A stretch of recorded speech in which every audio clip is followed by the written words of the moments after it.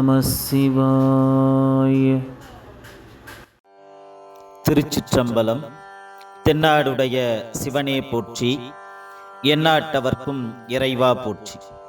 அனைத்து அடியார் பெருமக்களுக்கும் சிவனருட்பேரவை யூடியூப் சேனலின் வழியாக அடியேனின் அன்பு கலந்த வணக்கத்தை தெரிவித்துக் கொண்டு இன்றைக்கு திருப்பள்ளி எழுச்சி 6வது பாடலை சிந்திக்க முற்படுகின்றோம்.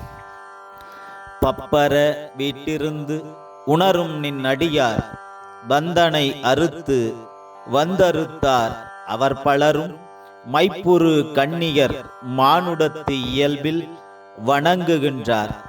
அணங்கின் மணவாளா செப்புரு கமலங்கள் மலரும் தன் வயல் சூழ் திருப்பெருந்துறை உரை சிவபெருமானே, இப்பிறப்பறுத்து எமையாண்டு அருள் புரியும் எம்பெருமான் பள்ளி எழுந்தருளாயே என்பது பாடலாகும்.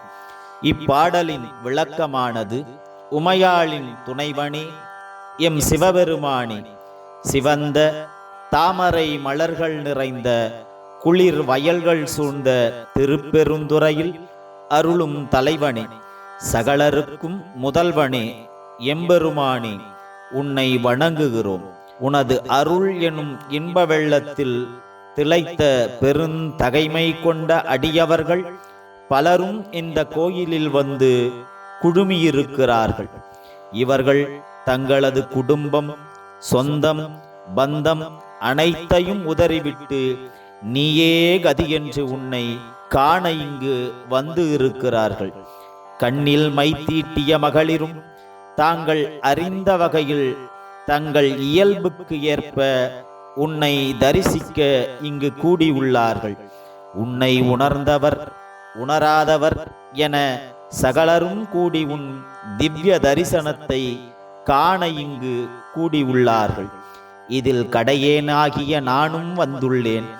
கொஞ்சமும் தகுதியில்லாத என்னையும் இவர்களுள் சேர்த்து கொண்டு தயை புரிந்து பொல்லாத இந்த பிறப்பை நீக்கி ஆட்கொள்ள வேண்டும்.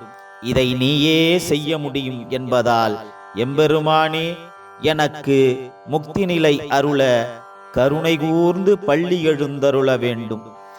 இப்பாடலில் தன்னை அறிந்து கொண்டவர், உணர்ந்து கொண்டவர், எதையும் அறியாமல் உணராமல் வந்தவர் என எந்த பாகுபாட்டையும் பாராமல் அருளக்கூடியவர் ஈசன் ஒருவரே. அவரை பற்றி கொண்டால் பிறப்பறுத்து மோட்ச நிலையை அடையலாம் என்பதையே இந்த பாடலில் மாணிக்க வாசகர் உணர்த்தி நிற்கிறார். திருச்சிற்றம்பலம்.